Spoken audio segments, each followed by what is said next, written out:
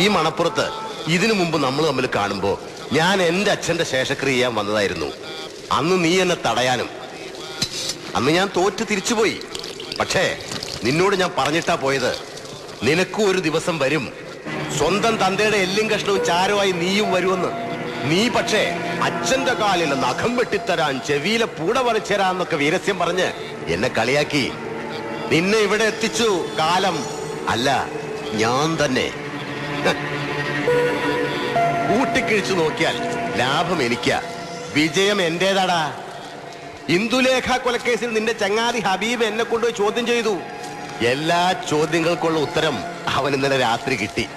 അവന്റെ ജീപ്പിൽ ഏതോ പാണ്ടിലോറി ഇടിച്ച് 2 കാലിനും മൾട്ടിപ്പിൾ ഫ്രാക്ചറായി ജില്ലാ ആശുപത്രി കിടപ്പാ. കൊച്ചനെ സമയം എടുക്കും തിരിച്ചു വരാൻ. പകരം ചാർജ് എടുത്ത ഓഫീസർ കേസ് അന്വേഷണം ആ സമയം കൊണ്ട് പൂർത്തിയാക്കും. ചടങ്ങ് തെറ്റിക്കണ്ട.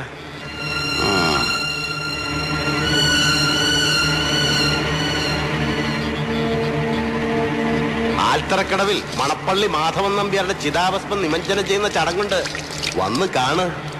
പിന്നെ അമ്പലത്തിലെ ഊട്ടുപുരയിൽ സർവാണി സദ്യയും. 1 ഇല നിനക്കും ഇടാൻ ഞാൻ പറയും. നീ കേൾക്കുന്നില്ലടാ നായിന്റെ മോനെ. വാടാ.